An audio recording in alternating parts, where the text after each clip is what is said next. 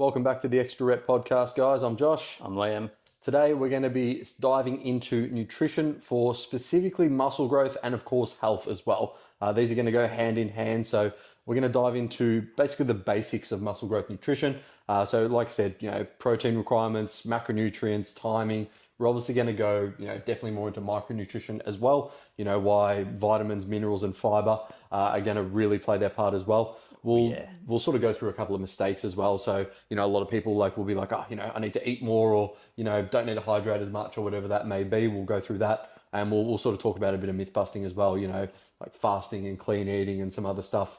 And then we'll obviously, build a plan together for, the average person to be able to start, slapping on more muscle in the most, easy, effective way as possible without putting on too much body fat as well. Yeah. So I guess probably protein, comes first when it comes to nutrition for muscle growth. So let's talk a bit about that. Do you want to do macronutrients as a split or each separate one? I think let's do them as a split. I think that's going to be easier. So I think protein, why is it important? Why are we going to need it, especially when we're looking at muscle growth? Yeah.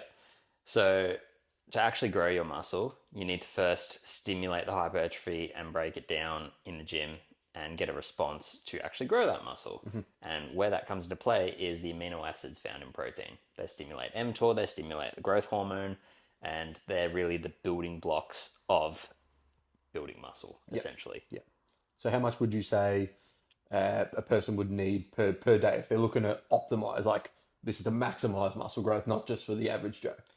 I'd say a rule of thumb is 2 grams per kilo. Yeah, I think 2 grams per kilo of body weight's really good. So say you're an 80 kilo male, at least 160 grams of protein a day. Yeah. Again, I've got clients that are higher, and I myself go closer to 3. Yeah. But that, again, comes back to a satiation standpoint. Yeah. And now that I'm the actually... thermogenic effect. Yeah, and now that I'm actually building muscle, I'm like, I actually probably need to have a little bit less and start shuttling in some more carbs and fats. But we will talk about that as well. So go back to that thermic effect of feeding with the protein as well. So protein... Well, we mentioned before that from satiation, it's the most satiating macronutrient, and that's true. Some people debate it's carbs because of the dopamine response in the brain. But in terms of actual fullness, it's going to be protein. But in terms of the thermogenic effect, it burns calories more when you digest protein. Yeah. And it's very interesting. People don't realize that. They think they can just eat whatever, but different macronutrients will digest that differently, and then also will burn more calories when you eat. And a lot of people don't understand that. They don't understand that, your body has to burn calories because it is digesting food. So that is a calorie burning process as well. I would say the quality of the protein matters. Like where you get your protein from really does matter. Like there's one specifically. So for people that don't know, protein has 12 amino acids. And the most important one, I reckon, for building muscle is leucine. Yeah.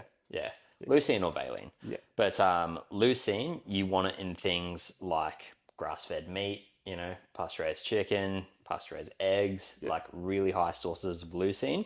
And I will say just the quality of that protein really does matter. Yeah. I think, like I said, when we talk about being optimal, it is great to hit your protein goal. And don't get me wrong, that is still the first step for a lot of people to do that consistently. But if you're doing that through, like I said, those sources of meat, eggs, and chicken, opposed to, 2 protein bars, some legumes and something else, there is a massive difference in that response of optimizing muscle growth as well. Well, the anabolic response you're going to get from a soy isolate protein in a fucking bar compared to hydrolyzed whey protein. It is night and day difference in the way that your body responds. Some people can be completely intolerant to soy, but they're like, oh, well, I'm eating a 20 gram protein bar, so I'm all good. Yeah. And that's one thing. I think that's the first thing is just optimizing your protein intake, trying to get good quality sources, trying to do that and hitting that goal consistently. That's going to be your first step. When we talk about carbs and fats, they're obviously going to play, a slightly different role each as well. If you've listened to our previous podcast, obviously carbs around fat loss, we know we want to optimize them, especially around your training window. But obviously when it comes to building muscle, they're going to play a bit of a greater role now. In terms of obviously just, fueling, and the more carbs you can sort of get in, obviously slowly, we'll want to see that, the weight very slowly come up as well. But carbs are going to be really essential there as well. Well, I think one thing that you and I fed up with is carbs get demonized as the one macronutrient that spikes insulin. So why do we take it? Insulin's not good. It's like, no, insulin's actually a really good hormone. It promotes growth hormone. It's essentially a peptide. And the more insulin sensitive you are, and that can come through a lot of movement, weight training, good quality sleep, more metabolic health, then the more those carbs are going to be fueled towards muscle. Yeah, it's very As long interesting. as you've trained and stimulated it, of course. Of course, and that's the thing. I think it's back to what's that bloke's name, Charles Poliquin, and he's like, he used to put people on basically keto until they were a certain level of body fat to be like, you have to earn your carbs, and now, Yeah. and then he absolutely funnel them with carbs, and they obviously blow up. Yeah. So we know now that you don't have to go ketogenic to lose fat to do that. But he was on the right path with that sort of stuff. Poliquin's an interesting one because he got so many things right, but then looking Especially back, training, he yeah. got so many things wrong. Like, He I don't really know pioneered that movement. Of, I mean, did you see the Elemental training? Yeah, it's hilarious. We won't go deep into that. Yeah, It's not important for this podcast. But what are you doing, Dal? Sorry, we've got we've got Pablo here. Pablo here. And she's awake if you're now. a YouTuber, you can now see her. She was asleep in the last podcast. Yeah, but now she's awake. popped up like a meerkat. Yeah, it's just saying hi to her adoring fans. Please wave. Yeah. Let's go back to, I guess, fats, and because again, I'm not a big fan of like having fat super high, but of course there needs to be a minimum requirement from, I guess, like a point of micronutrition and just being generally healthy. Well, mainly when it comes to generally healthy, that's the hormonal response. So, like, men want testosterone, and you got to eat fats to get testosterone. Like, any of my guys who have problems with their libidos, I'm like, eat a higher fat diet, like animal fats and eggs and stuff like that. And they're like, man, I'm fucking horny out. It's like, hormones play a big response. When it does come down to calories, like, I will say fats have 9 calories per gram, rather as protein carbs have 4 calories per gram. But here's the thing, right? There's this myth about you need to be in this huge caloric surplus to build muscle. And I hate the whole term eat big to get big, because I used to eat big to get big. It was a badge on my shoulder that I could eat every 2 hours and had this massive appetite. Yeah. And I was like, why is my... Yeah, exactly. Just got fat. I was like, why is my body not changing? Yeah. And I think that is one thing to bring up, that muscle growth is a slow process. You're probably going to need, let's say maybe 150 to 300 calories over your maintenance, or even just on maintenance. Again, we're talking about optimizing this. So we're trying to, give you guys some implementable tips, but 150 to 300 calories over a day, like maximum. And you're looking to maybe gain, again, muscle's going to be very, very slow, but 0.25 kilos a week on the scale, something like that. I debate it because I've seen people build a lot of muscle just purely on maintenance. Like, I think if the training's smart and then the sleep and recovery is smart, you'll still get that growth hormone spike in your sleep. And, as long as you're eating enough protein, then you'll still build muscle. But it also depends on the individual. Like, if they're a beginner, if they're an intermediate, if they're advanced. Yeah. I think that matters huge when it comes to growing. Yeah, 100%. And especially if you're natural or you're taking something. Yeah, if you're taking something, completely different story. And again, we won't go into that in this. Well, this is I can just give nutrition. people just a quick one on that. If you are taking something, and we're talking about anabolic steroids here, this right here, sitting on the couch, we'd be growing more muscle than someone out there in the gym, lifting crazy, eating 300 grams of protein a day, 500 grams of carbs. We'd still be building more muscle sitting here doing nothing with anabolics in our system. Which I know. Absolutely whack. You hear that and you're like, well, shit, why didn't I jump on? But hey, we've all thought about it. Then it becomes a whole nother podcast. Whole other podcast. Yeah, in the simplest way, if you don't want to listen anymore, not ideal for your health at all. Yeah. But let's go back to, I guess, timing as well, like especially when we talk about, proteins, carbs and fats. Obviously, for me, protein timing is quite crucial, especially when we're looking to optimize these things. So I think in terms of protein servings, like let's say, for example, you're eating 200 grams of protein a day. I think at minimum, you'd want to split them into 4 meals. Ideally, potentially, 5 or 6, like hence why, you see all the bodybuilders doing that. But I think 4 is a safe bet because it allows you to get, a breakfast, lunch and dinner and like a post-workout shake, for example. And that's, 50 grams, 50 grams, 50 grams, 50 grams. It makes it really easy to follow for someone who's looking to optimize that sort of thing. But then again, I could go on the other side of the spectrum because, some people eating 4 meals throughout the day could be a huge pain in the ass. And I've seen literature and studies being posted about consuming 100 grams of protein in one sitting after a workout for a huge anabolic response. So it's like, you can go down that way as well. But make sure, like, as long as your total protein is at least, 1.8 minimum, if you're looking at building muscle, 1.8 grams per kilo, like, you should be all sweet. Yeah. I think that's the big takeaway is like if you can hit that goal consistently, then if you can optimize it further by trying to time it, over say at least 4 meals, I think that's sort of the sweet spot. And then carbs come into play as well. Like I would say, if you can get 30 to 50% of your daily carbs in that sort of, training window, 3 to 4 hours pre, during, post. Yep. And again, I'm starting to do this with a couple of my clients now where, there's not really many other areas to put the carbs in. Yeah. They can't eat anymore. So now we're, using some dextrose or, some Gatorades and stuff like that to obviously fuel them during their training. Because that's going to put the body in a much better position to not only obviously fuel your workout, but the chances of then those carbs probably being stored as fat around your workout are probably the least amount throughout the day, let's say, as opposed to, last thing at night or potentially first thing in the morning. So I think that one's really important as well, but that'll sort of lead us into, the quality of the food and vitamins and minerals and micronutrition. So let's talk a little bit more about that. So like in terms of if you're looking to, grow as much muscle as possible, what would you say are a couple of vitamins and minerals that just are absolutely essential that you must be looking at? Well, I go back into the nutrient partitioning side of things because I will answer your question in a second. I'm going to go on a side tangent. When we're looking at building as much muscle as possible, you want all the food to be as nutritionally dense as possible, but you want to make sure you're absorbing that food. A lot of people go on these bulks when they think about putting on muscle and they just destroy their digestive tract. Yeah. And then they're not actually absorbing what they want to absorb. They're not absorbing the nutrients, and it can take away from workout performance just because they feel like shit. Yep. It can also take away from how they look as well, with water retention and all that stuff. So in terms of those minerals though, I would say zinc is the biggest one. Like we are so chronically deficient in zinc, especially because a lot of people don't realize zinc plays a role with copper in our body.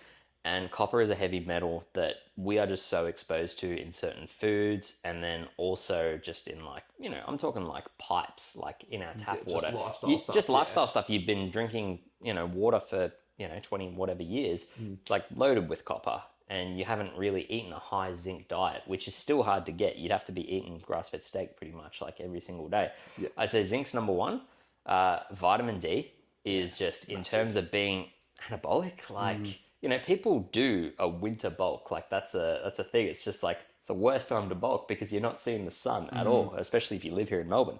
Yeah. But supplementing with a vitamin D, and especially a vitamin DK2, especially with a fat absorbing meal, because it is a fat soluble vitamin, you will see huge benefits in terms of energy and muscle growth from that.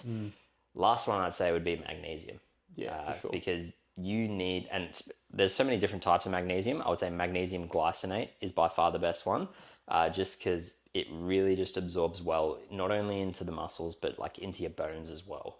So they're my top three overall. The last one I would say is, because it's technically not a micronutrient, but it is I would probably class it as a vitamin. It's more of a supplement. Creatine. Yeah. I think creatine is really important. But even going back to the vitamins and minerals, electrolytes, when you think about being hydrated, especially during workouts as well, muscle contraction and things like that, if you're not optimally hydrated, you can't contract your muscles at that 100% velocity that you might need to progress workouts. So going back to magnesium, which just about every human is deficient in, you've got sodium, potassium, and magnesium, and that's what makes up your electrolytes.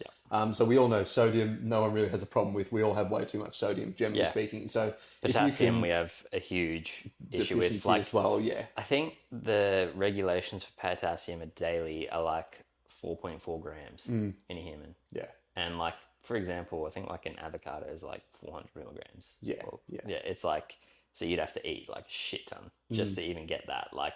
It's very hard to hit your potassium intake. Yeah, you do have to be smart about your food choices. And like I said, that's why, especially for myself, electrolyte supplement, I feel for me and a lot of clients has been a bit of a game changer because it's not only obviously take the sodium out, it's still good to get your sodium in, but especially for someone who trains first thing in the morning, if you can hydrate yourself with electrolytes straight away, it's gonna make a massive difference, especially if for whatever reason you can't eat beforehand. Should we probably talk about that, training fed versus fasted? Yeah, so I think that's a good one. And for muscle growth. Let's be honest, for optimal muscle growth, we know you're gonna have to train fit. You're gonna have to have something in your stomach, or at the very, very least, the night before, carving up a little bit or something like that. But It's just, if you're looking at optimal muscle growth to get 100% the best out of it, you have to have something. We're not saying it's necessary, it can be done without it, course. but if you want Optimal. optimal 100%, then yeah, having food in your system is the way to go. And what did you say in the last podcast? What's like some honey, some banana, something really easily I absorbed? had this with the client Grant because I was looking through the literature with my mentor, and that like I came up with 5 things. Electrolytes was in one of them, creatine was in another one, but it was a link between not only training faster but like offset of like, you know, shit sleep, because some people, you know, they have to get up at 4 a.m. to go like to the gym, otherwise they can't get it done throughout the day. They've got a crying so- child. At Yeah, night. exactly. Yeah. So, well, speaking of that, my client Grant, who I used as an example for one of my Instagram videos, he was just plateauing on these lifts, and he's a strong dude. And, you know, he's got a newborn, or she's about 1 now, so she's not much a newborn anymore. Still screaming every night, though, I bet. Yeah, we haven't really spoken about that, but he's a Sparky. He has to get up at 4 a.m. to go to the gym, otherwise it's just not getting it done throughout the day. But he was plateauing on all these lifts, so I'm like, sweet, I know exactly what to do. The gym's like 10-minute drive. I'm like, he loves his coffee. I'm like, sweet, get a coffee into you, chuck just 5 grams of creatine in there. You cannot even taste it in the coffee. Like it just, you know, coffee's hot, just dissolves straight away in there. And you can either have the choice between a banana and eat that on the way, or honey. He went with honey. And he, you know, we're talking like 80 calories here, like 20 grams of carbs in like a big spoonful of honey. But your bloodstream just absorbs it so quick and straight away progressed on those lifts. Yeah. Now, was it placebo? Maybe. His coach told him to do something, he did it, he got the result. But from everything I've seen, it works. Yeah, from a scientific standpoint, Yeah. it makes sense. Yeah. Like I use the was it the Medjool dates as well. I've done that before. Oh, yeah. Yeah, they're quite good as well. Like popping 2 or 3 of them. If I have to train fasted, like normally Saturday morning, Yeah. or like I'll normally get up and just go straight there. So if I have them, and then I'll do the same thing. I'll electrolytes and creatine in a shake as I'm getting to the gym or whatnot, and then just finishing that as I'm going through my workout. You saw me at your gym at like 7 a.m. yesterday. I literally just, because I got up early and I was like, I'm not waiting to eat. I'm like, fuck, I just want to go because I know it's going to get busy. It's a Saturday morning. I literally had just a small greens mix, had my electrolytes mixed into my bottle to bring to the gym with me, and I just had a black coffee, and I was good to go. And the hack squat still hurt. Yeah, caffeine, electrolytes, and carbs. I think that's the easiest 3 you can sort of stick with if you can combine those 3, especially when you're going to be ideally, well, not ideally, be fasted training. If you can think about those 3 things, I think you'll be sweet.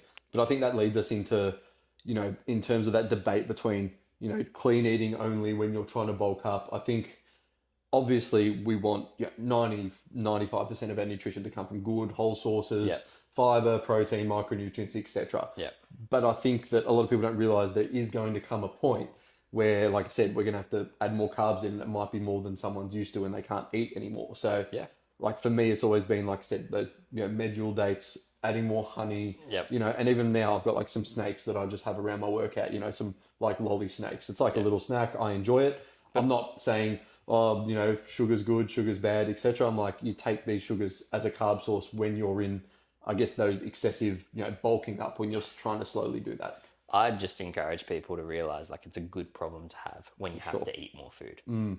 Like, because the opposite of starving yourself from food, I think is way harder. Yes, you can feel tired, lethargic, it's hard to eat some food, but always reframe the mind of like, you're doing this for a reason and you're in the better position, rather than, starving yourself and, feeling like you're going to kill someone if you don't eat something. Yeah, and I found like that probably for myself, like I find for me it's easy to diet, but it's actually very hard for me to build muscle because like my metabolism works pretty well. I'm normally pretty active. I have a pretty active job on the gym floor most of the time.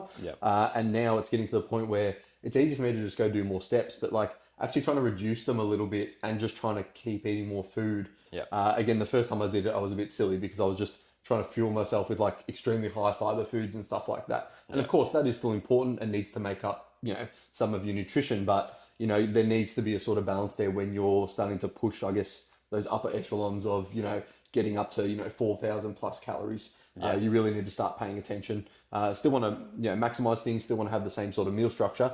But I think, really getting those carbs in is obviously important and is just going to help, I guess, like I said, maximize muscle growth and take you to that next level. Well, just remember, like 4,000 calories to someone's a dream right now. Exactly. Like, they'd be like, I'm smashing Cocoa Pops every morning and before training and everything. They'd be like, I'm dreaming of that. And then some people are suffering. But I will say, like, a lot of people don't realize that this is why some people can do this and some people can't do that. It does come down to genetics. Like, even the genetic response you get from food, like everything you just mentioned there, even though we're from the same family, I get the opposite. I don't find it hard to put on muscle. I find it hard to stay lean. And I have a bottomless appetite. Like, you know, you've seen me. Yeah. Like, Emma's seen me. Like, I can't stop eating sometimes. Like, I just get a genetic high response from food. Like, my body loves it and craves it. And that comes with good food as well. The more good food I eat, the more nutritious I feel. And I'm like, sweet, let's keep going. Like, yeah. And I said there's that response, isn't there, where like, you know, you could be eating heaps and heaps and heaps, and like if it's heaps and heaps and heaps of good stuff, of course calories still come into play here, but They do. you can probably get away with more good quality, good nutrition in terms of it technically being higher in calories. Yeah. But I think there is obviously we know like calories law of thermodynamics is number one. Yeah. But if you're eating like 100% good quality This is the food, Extra Rep podcast. yeah, there's that little bit of difference. It's that little bit of gray area where, you know, I've seen it in clients, you know, who are like robots when they do things really, really well and properly. Like you can just keep feeding them and they just keep growing. Yeah. Like, and their weight just keeps staying the same as Yeah. well, which I find crazy. So again, you know, everyone's different. You've got to have a look, and that's when it comes back to, like I said, having a coach or, you know, getting all that stuff and being like, am I optimizing my protein intake? Am I doing all the right things with my nutrition? Yeah. You know, am I hydrated? All those Have sort of things as you well. ever encountered a hard gainer? Yeah, definitely a couple. So I have a theory, because all the ones I've encountered, I actually haven't found food's the issue. I found it was the training. Yeah. The training and the sleep. Yeah. Like they're like, oh, I'm really skinny, I'm a hard gainer, but you drink Monsters all night and playing computer games and all this stuff. I'm just like, Yeah. all right, let's get you sleep on point. Let's get you training properly. And the food that they're eating, all of a sudden, they're changing, they're growing. So I'm like, you know, maybe there is the genetic outliers there that just need to eat more food to build muscle. But I would always encourage them to look at the lifestyle. And Always. how hard they're training, I think, yeah. Yeah. Like I said, we're not going to talk too much about training on this episode, but We were talking about like the diet for training and the nutrition for it, but just training itself, we can just give them one quick tip: the intensity of the working set. Like you're not you pushing it have to close to force failure. your muscle to grow. It's not going to do it on its own. yeah, it's got to be hard. Like the best way I explain it to people is like if you've looked at your numbers and if you're a little bit nervous before your working set, that's good. Yeah. Am I going to hit another rep? Like yeah. before I stood on the hack squat yesterday, I was like, I haven't done this for a long time. Don't know if I'm going to get another rep here. I knew what my numbers were from using a different squat machine, but I'm like, I'm nervous, but I'm like, you can still do it. Yeah. And I think that ties into, you know, going back to nutrition for muscle growth. If we're going to create, like, let's say, you know, for the listener, a nutrition plan that's sort of pretty easy, pretty effective, something they can stick to. I think obviously number one, we say, you know, high quality protein sources, High quality. distributed, you know, around 4 times a day, I'd say minimum. Yeah. What else would you sort of add to that? Micronutrients, so veggies, Yeah. like just How much vegetable would you recommend? Like vegetables, you know, let's say per day when you're trying to bulk up. Like what's the minimum you think you could get away with? Obviously, because then they're going to still be fuller as well, and they're trying to eat some more calories. What's the minimum you reckon? Are we looking to minimize satiation or Let's get the nutrient? Let's say a bit of intake? both. Like if you're trying to minimize satiation, what would they be, for example? 250 grams of veggies. Yeah, probably a day. Cool. Yeah. Yeah, I like to get my clients you 300. Can, but you can very you similar. can spread it out. Like you know, I eat 250 in one go. Like I very love. easy. Like for me, like for example, I mentioned I find it hard to stay lean. Like for me to satiate myself at night, I'm a creature of habit. I just eat meat, a shit ton of veg, and a little bit of like rice, potato, and pumpkin. And I don't think about food for the rest of the night. Yeah. But Easiest way, massive yeah, plate, it's fill it with just protein and veg. just protein and veg, and you'd be surprised how well you can function on protein and veg. And I think the opposite of that is like if you find like you're needing more calories at the end of the day, it's Then like you can have take a bit of veg out, add more carbs. Yeah. And it's very simple. Like we but will do a podcast about, you know, like your meals and like how easily you can just, you know, add calories and subtract calories. Yeah. And I think that'll be a really good discussion as well. But, you know, if we're looking to bulk up, we're looking to add more calories, it's very easy to just reduce a little bit of veg, obviously not too much sometimes, Yeah. but then just add more carbs and more calories to the plates that you're already eating to make it much easier for you, not only physically, but just mentally, Yeah. not having to think about, oh, what's a different type of food I need to have. It's like, I can just double this serving or add this Yeah. or fix that up. I mean, I know people that carb backload, and I tried it, and I think it's awful. Like, I don't like eating 200 grams in one sitting at nighttime. I feel like shit, and I don't feel like I can go to bed and get that, huge dopamine parasympathetic release, which is what it's designed to do. It's designed to knock you out. But I actually feel like I'm digesting so much, I don't feel good. Like, I can't, like, I'm a little bit restless trying to get to sleep. Yeah. But for some people, it works. Yeah. So I think to like simplify it for you guys, protein, obviously we're looking at least 2 grams per kilo of body weight, spread across over 4 meals. We still want to get at least, let's say, 250, 300 grams of veggies in a day. We obviously want to still address sleep, lifestyle, etc., etc. Carbs we want, I guess, as high as possible. And then fats, let's say, what do you normally... I normally set fats... 0.7 grams. Yeah, about... Yeah. 0.7 to 1. 6. Nah, not even 1, because, like... I think it would depend. Honestly, like, the 150 kilo male does not need 150 grams of fat a day. 100%. I think, Like I said, it comes down... even at the 0.7 mark, like, I would say rule of thumb, like, for people, like, as long as you're eating about 50 grams of fat a day, you got nothing to worry about. You don't really need to go above or below. Like, yeah. 50 is pretty safe. Yeah.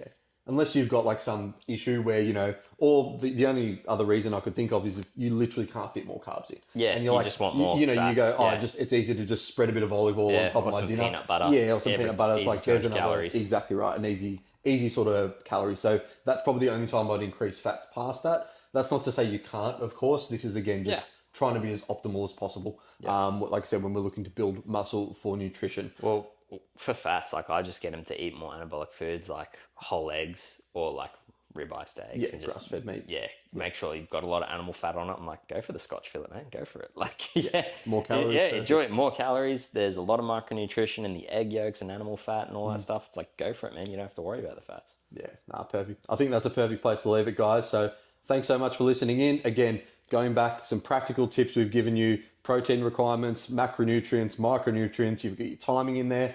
You're going to be able to recover now. And we also talked about hydration, overeating, all those sort of things. So you should know exactly how to grow a bit more muscle. And we will obviously talk about training in a future podcast as well. But make sure you like and subscribe, and we will see you guys in the next podcast. All right. See you guys.